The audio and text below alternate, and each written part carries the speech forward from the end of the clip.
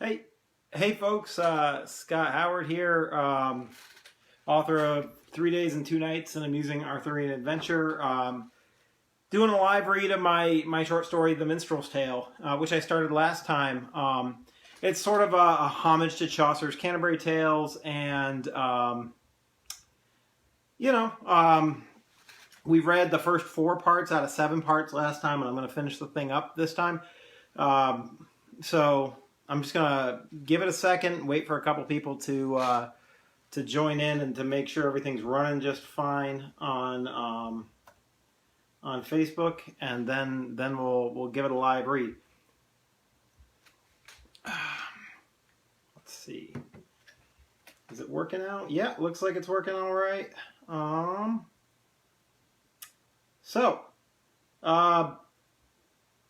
Without further ado, I guess I'll just quick do some background information just to sort of remind you where we left off last time. The Minstrel's Tale is it's kind of a low comedy story about mixed up identities and mixed up genders.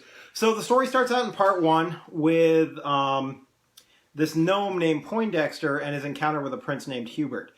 Story goes, Hubert insulted the gnome and he can't stand being insulted, and so the gnome has drank a potion from a wizard that turned him into a beautiful young girl in an attempt to marry the prince, who's sort of an evil guy. And then when the prince wakes up the day after the marriage ceremony, the gnome will have turned back into a gnome, and he'll be able to laugh at the prince and then, maybe murder him and take some money. And so that's the gnome's plan. Then we moved on to part 2, which focused on a third protagonist. Her name is Hildebrand. She's an ancient old hag who takes care of her pappy in her house, and her situation is well, it's pretty bad. She's poor, she's destitute, but she's out digging turnips in her garden, and she digs up this chest of gold. She's really excited about the chest of gold, and then, of course, what happens? Well, Prince Hubert shows up, and he takes her gold from her, and so she's really upset at Hubert, and she goes wandering off into the forest, and she ends up in this henge where she, makes a deal with Satan. Satan shows up, and the two of them have a conversation, and she makes a deal with Satan and the terms of the deal are kind of important to understanding what goes on in the rest of the story. The terms of the deal are pretty simple. She's going to switch bodies with Hubert the Prince for 1 day and 1 night. And her plan is to ruin his life while she switched bodies with him, so that he's going to lose his kingdom, and he's going to be deathly ill, and things are going to go badly for him when he goes back to his body. Her soul is forfeit. The only escape clause for her is if she can forgive Hubert entirely for his evil life and wish to see him in heaven instead of in hell, then she can be forgiven and not go to hell herself. So that brings us to part 3, in which we see Poindexter in the body of the beautiful princess who's going to be marrying the prince. And so she takes this, or he. See, this is a comedy of genders. They're all screwed up.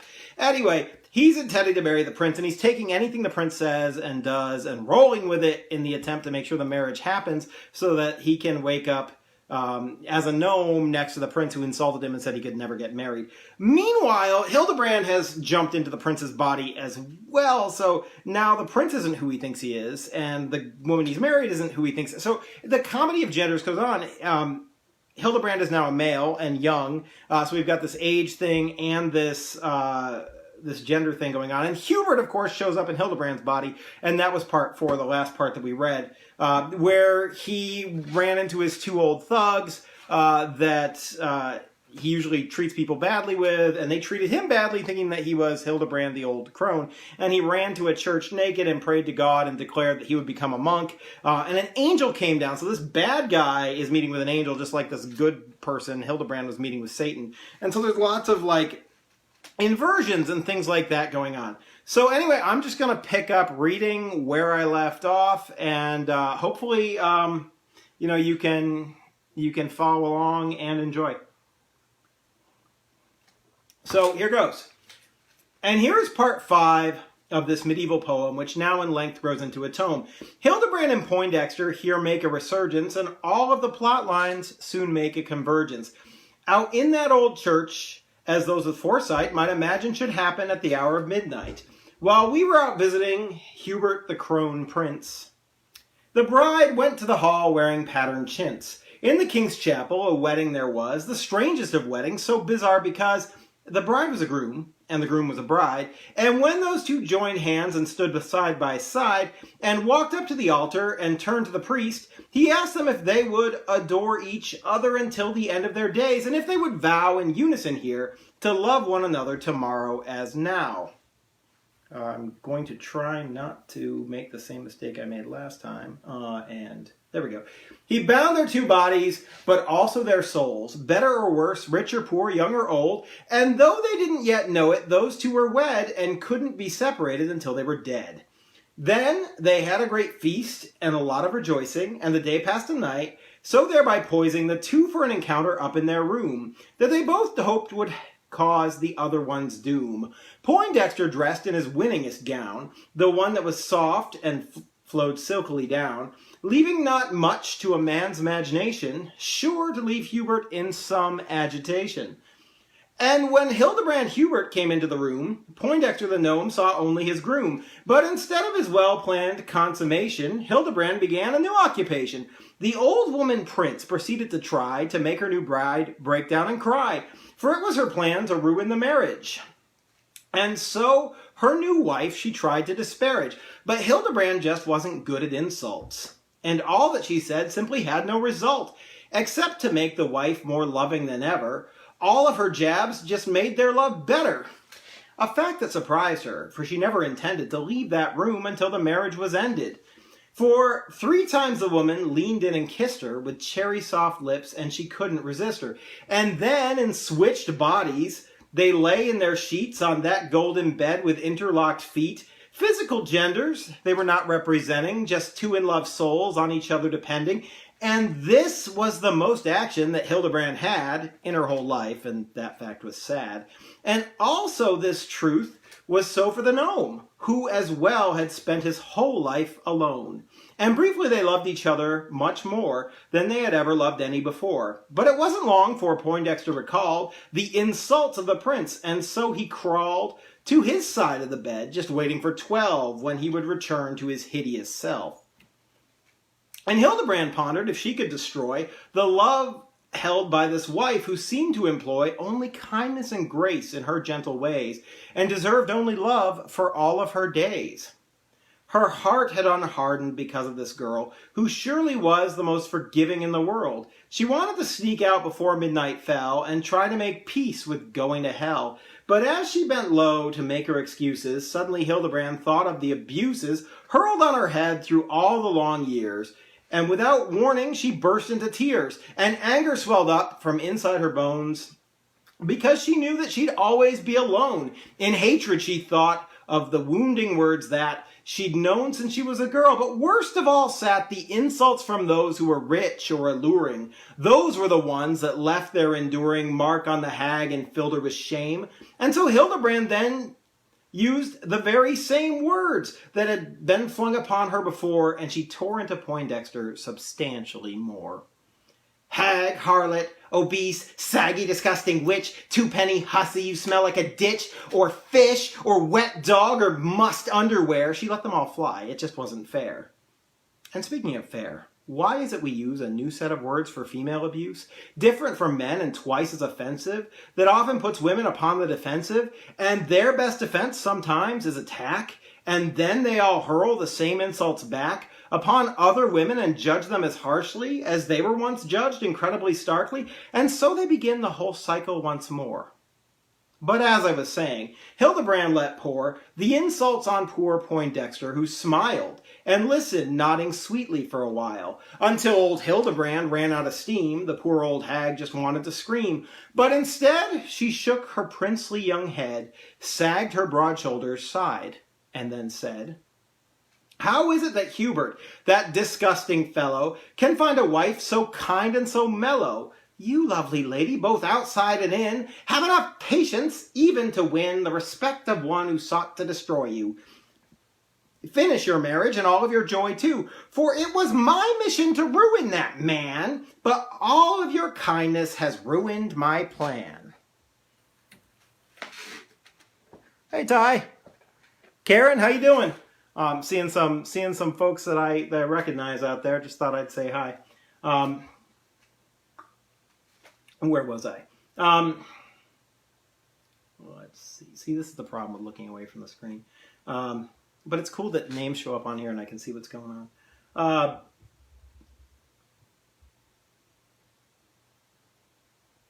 All right.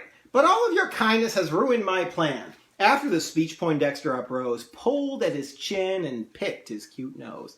Forgive me, Prince Hubert, he said with a glare, but if you're not he, then my life's unfair. Tell me the truth. What is your name, and why are you Hubert, and what is your game? But just to be honest, between you and me, my name is Poindexter, and at midnight you'll see that I am a hideous, tiny old gnome, and I am just here because I have a bone to pick with that stuck-up, nasty young man, and you being here has foiled my plan. Hildebrand gave him a long, searching look, and then she laughed until her flat belly shook, and then she broke down and lay on the bed. Poindexter, it seems that I am already dead. Yes, that old Satan knew what he was doing, and my deal with him I am certainly ruining. And then the old hag told Poindexter all of her tale, every bit, and how she had fallen straight into the devil's masterful plan, and how she was a crone and not a man. She told of her struggle, but left out the treasure, because she had not yet made a clear measure of what kind of person this Poindexter was. Then he sat and smiled and held her because no one had ever dared share her trust with a gnome who was ugly and covered with dust. And he begged her to tell him the exact words Satan had used when he so lured Hildebrand into a horrible curse. And so she told him that in order to live, she'd have to find some way that she could give wholehearted forgiveness onto Prince Hubert, a man so incredibly awful that she knew her chances of saving her soul were quite slim. So the two sat, hand in hand, faces grim, till suddenly Poindexter's rosy lips smiled, for he had an idea incredibly wild. How he had thought it, he just didn't know. It must be a miracle upon him bestowed. He got down on one knee, looked into her eyes, and said, "Now you'll realize that I am quite wise, for here's how we'll beat young Hubert the Prince. I know you cannot forgive him his sins, since he'll return to his body and back to his ways. Be rotten, spoiled, evil the rest of his days. You wanted to ensure he wouldn't be king and take all his fortune and one other thing, ruin his marriage. Well, that's already done. And I will fix it so that you will have won so thoroughly that you can laugh happy and enjoy your time you have left with your pappy. And not even Satan will brag that he's bright, for we will leave Hubert trapped, seeing the light. Quick, before midnight, we'll run to the church. You'll kneel down at the altar. By God, this'll work." "What? Please do tell me, ingenious Poindexter." Hildebrand touched him, and he stood up next to her. He scratched at his chin, pacing round the bed now, grinned and said, "You'll make an important vow. As Hubert, you'll accept poverty and prayer, and onto your shoulders you'll take a share of God's good hard work here in this land. You'll kneel to the Father and give him your hand, and you'll become a friar, a penniless priest who wanders round homeless out in the street, ministering to lepers and beggars and crooks." Hildebrand interrupted and shot him a look of true understanding. She was seeing the plan, and how they would free her and entrap that man. "And when he's a friar, I can't hate him still, for that would be against great God's goodwill, and I cannot wish him to burn in hell. All I can do is wish the man well." "And he cannot have a kingdom or money or power," the gnome laughed. "Isn't it funny how we too shall ensnare Hubert the Prince? For when he's a friar, he cannot get married, and he certainly cannot legitimately sire any terrible children to continue his line. Quick, let's get moving. We run short on time." And then the two spouses, fake prince and fake lover, old gnome and old crone, they hugged one another. Why are we not going? There we go. Locked eyes and a stare, and then shared a kiss.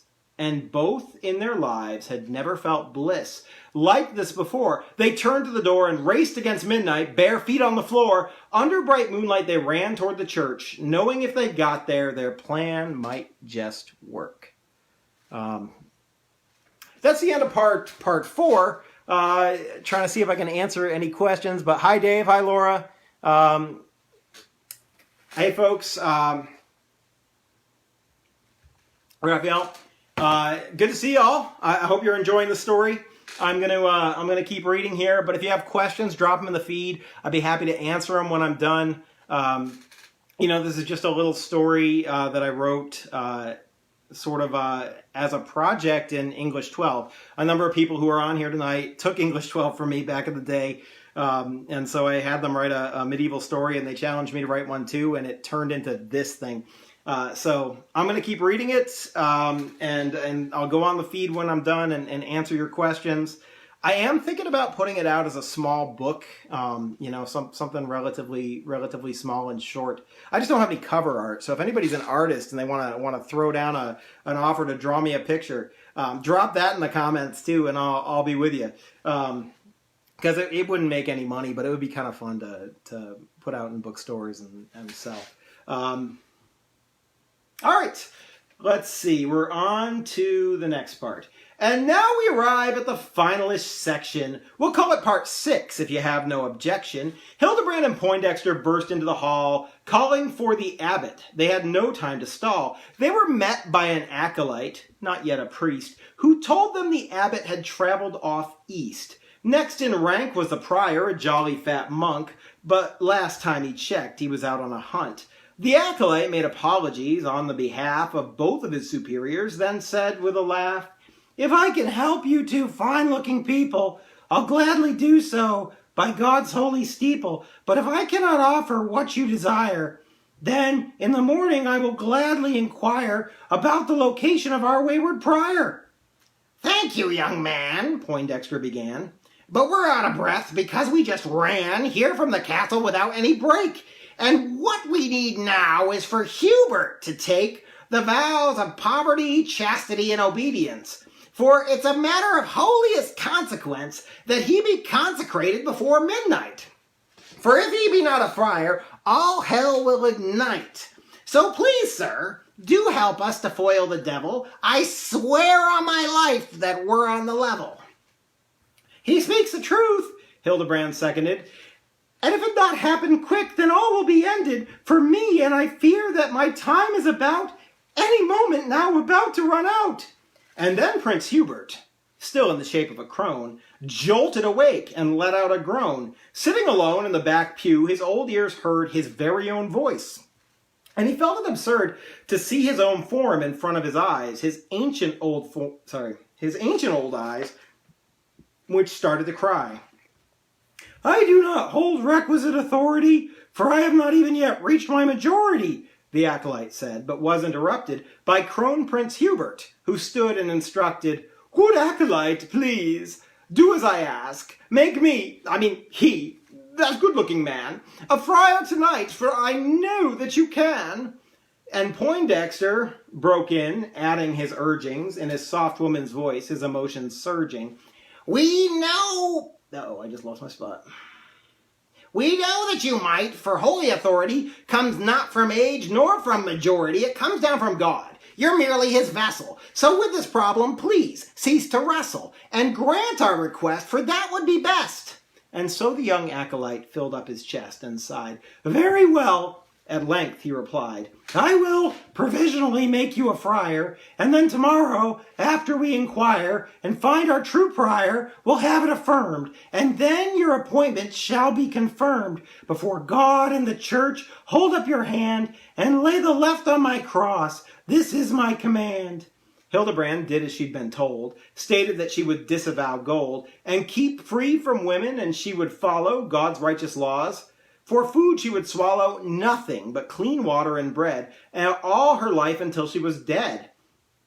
And all this she said using Prince Hubert's voice, thereby making Prince Hubert's choice. Then a bell began ringing up in the tower, tolling the impending midnight hour.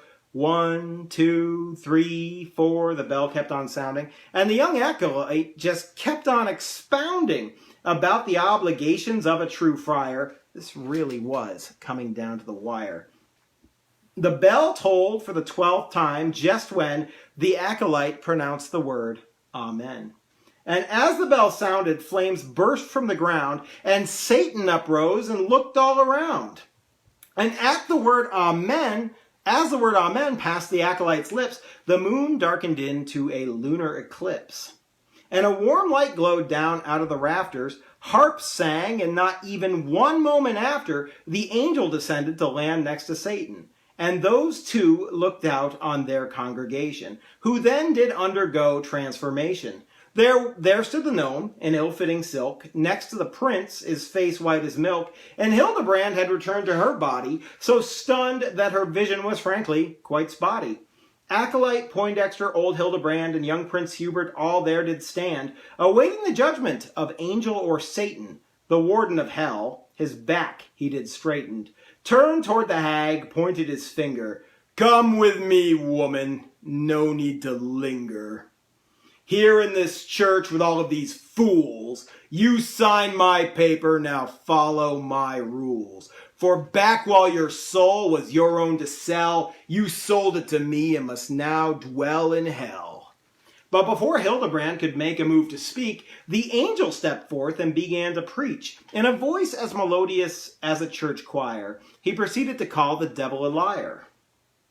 "Here now, old Satan, she's fulfilled the bargain. Take thyself hence, I've had enough of thine jargon. Surely did ye lure her kind soul, and her ruin was surely thy goal. But thou wilt see that within thy contract is an important and binding clause that allows her to escape from hell's open maw, and even thou must obeyest thine own law."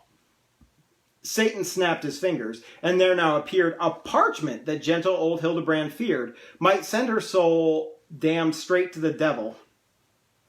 There we go. And fill her long future with sorrow, not revels. Reading the contract, the devil did pause.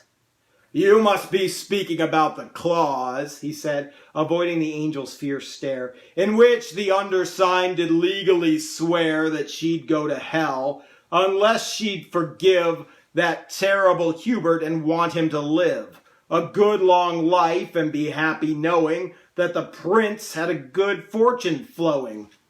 And as she cannot pardon evil Prince Hubert, all of her rights to me must now revert.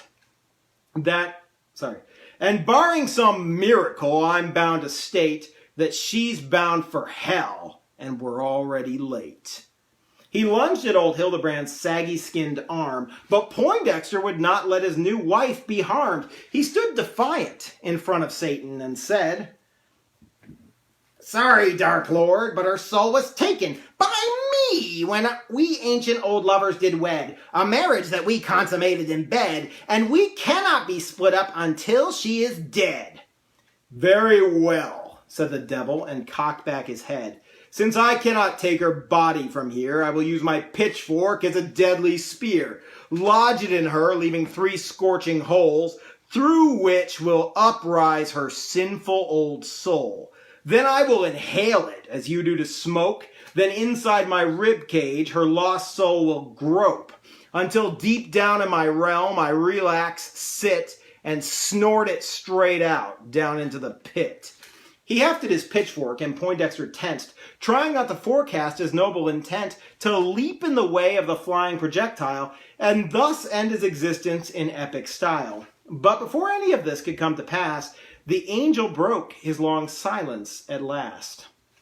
"Foul Satan, it amuses me how thou canst lose, especially to women without any shoes. It may have escaped thy unholy notice that Hildebrand has fed on the soothing lotus of total forgiveness for spoiled Prince Hubert, who on the morrow will truly be new girt, in threadbare habit of a county friar. So get thee gone, thou wicked old liar." Satan then turned to confront the prince. His tortured red face in anger did pinch. "Is this all true? Tell me now straight.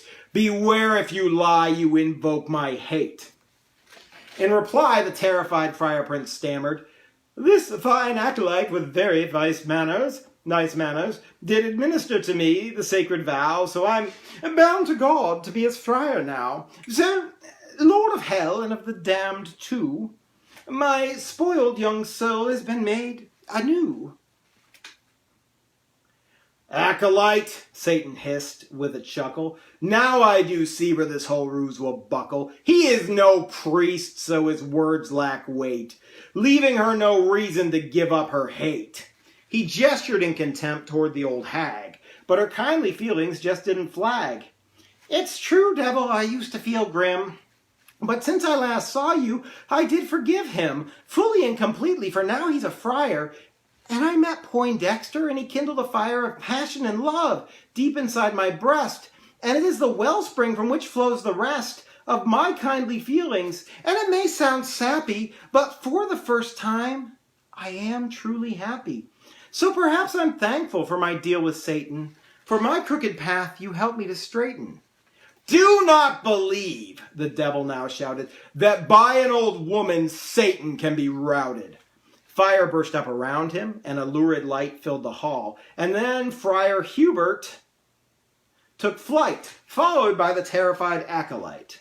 "I am the mighty Lord of all darkness. Hear my words, and you shall mark this.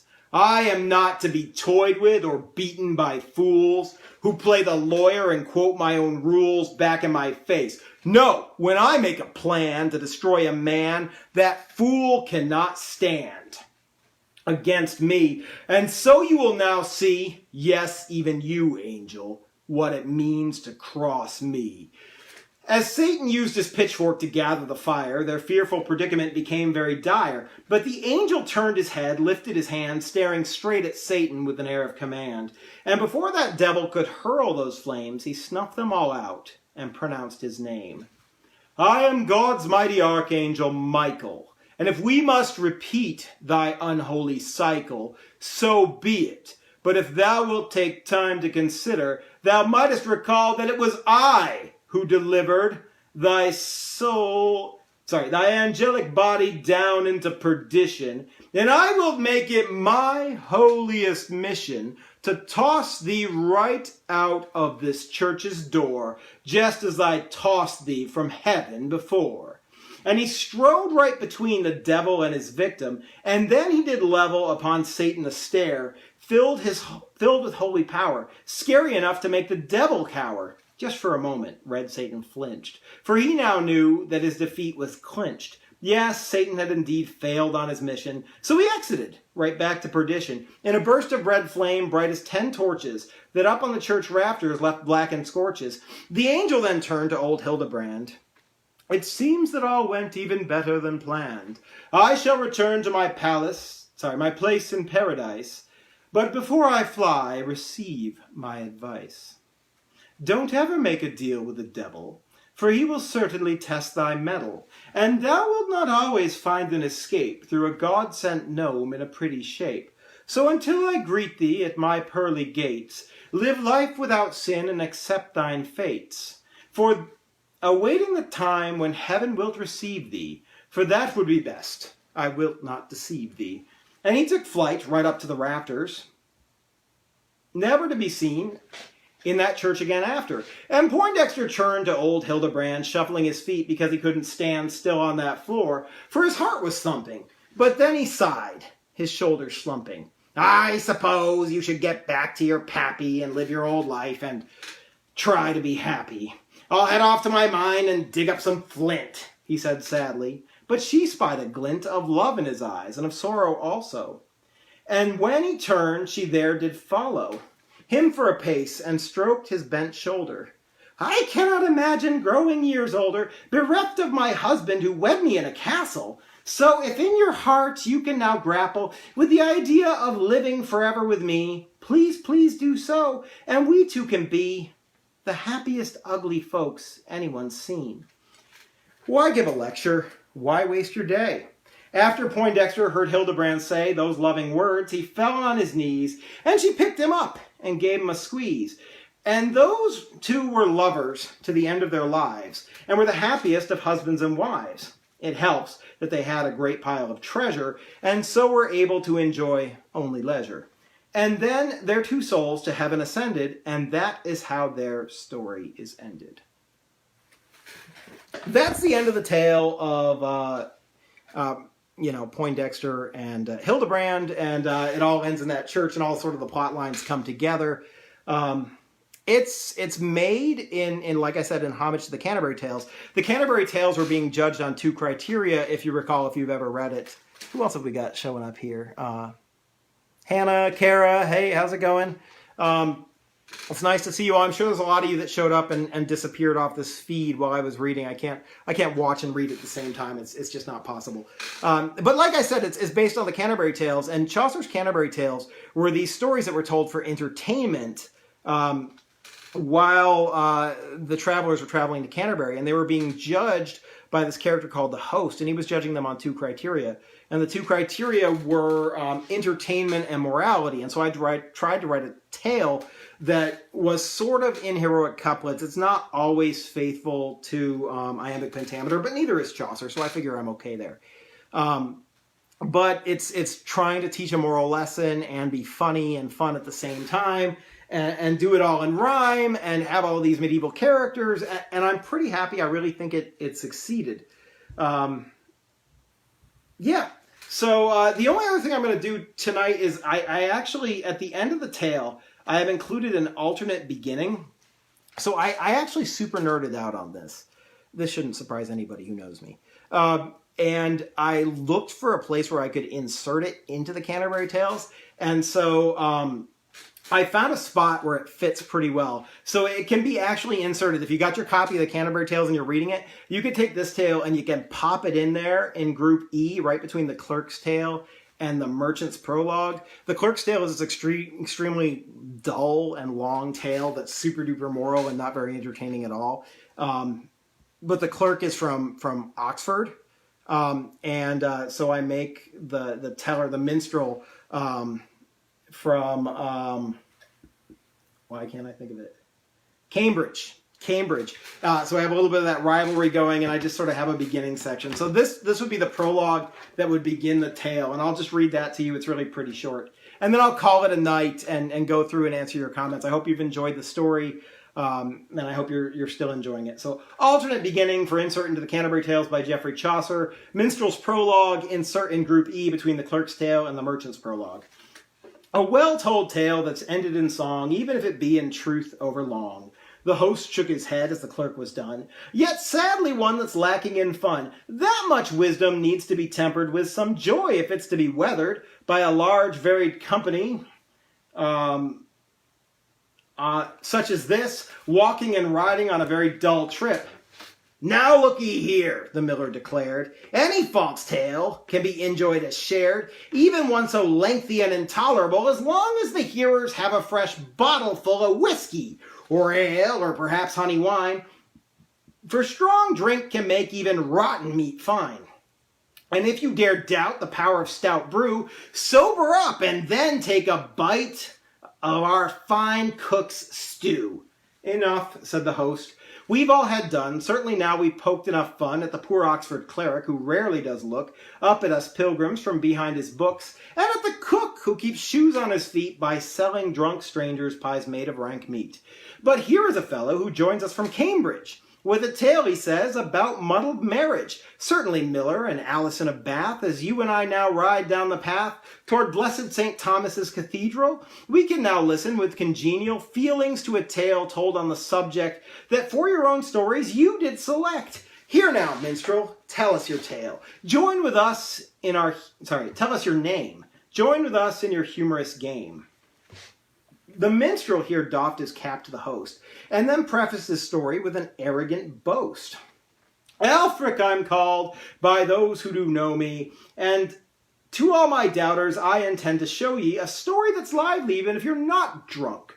One certain to please both friars and monks. I'll here tell a tale tailor-made to appeal to my fellow pilgrims, to those ones who feel sincerest love for this trip to Canterbury, those who found the miller's yarn very merry, and who don't mind that it ends in a fart, because they're still willing to see it as art, those who admire the knight's formal verse, those who might give Poindexter their purse, those who are inspired by you, wife of Bath, those ones whose faces alight with huge laughs. It's a tale that ends with monasticism, and one that begins with anachronism, a tale full of symbols and characterization. Does that not merit your adulation?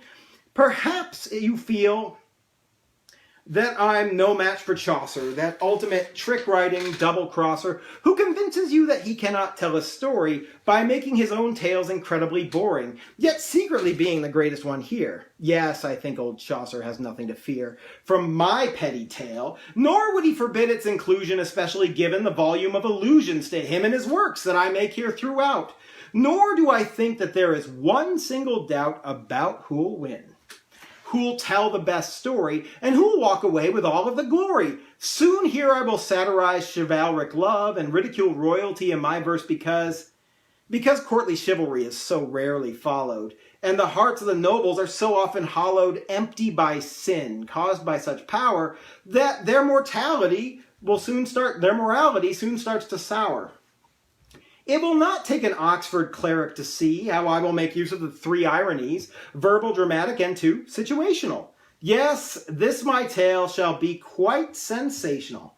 Get on with it, minstrel, the cleric exclaimed. I cannot believe that my tale you'd blame for boredom when yours starts out like this. Why, rather than hear it, I'd take a piss. Alfric, the minstrel, chuckled at this. Oh, cleric, you'll see that nothing's amiss. He quickly cut in, flashing a smile, for I just did spend a very long while in Cambridge, there singing and learning of works that are not available to Oxenford clerks. But before you get your mouth in a twist, open your ears and listen to this. So, you can insert it in the Canterbury Tales if you so desire, and that's kind of fun, I think. There's also a lot of allusions to the Canterbury Tales, if anybody's interested. There's a bunch of the Pardoner's Tale in here.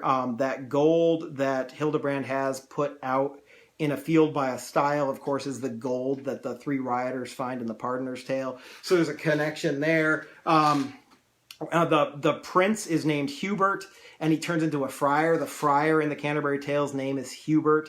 The monk, who is theoretically supposed to be in charge of the monastery, is off hunting. If you read the prologue to the Canterbury Tales, that's what the monk does. So there's lots of little Easter eggs, if you will, connecting this to the Canterbury Tales throughout. Anyway, I hope you had as much fun listening to it as I did writing it and reading it. And, if people still want me to, I will continue to read some short stories. I've got sort of a Black Mirror-esque sci-fi one involving, it's got Satan in it. Satan's always a good character. But it's also got black holes, so I can read that one next time if people are interested. Just let me know. I could also just start reading, from my novel. If you'd rather have me do that, just drop a comment and let me know one way or the other. Also, drop me a like if you want. It's good to see everybody here, and I hope you're having a safe quarantine. There's not a lot of ways I can give back during the quarantine. I'm just a teacher on a teacher's salary, but I figure this is a little something I can do. I'm also giving away copies of PDF copies of stories for free on the weekends. So if you want a copy of The Minstrel's Tale, just let me know and I'll shoot one to your inbox. You can leave that in the comments too. So thank you all. Have a wonderful weekend. It's great to see you, and I will catch up with the feed here in just a second. See ya.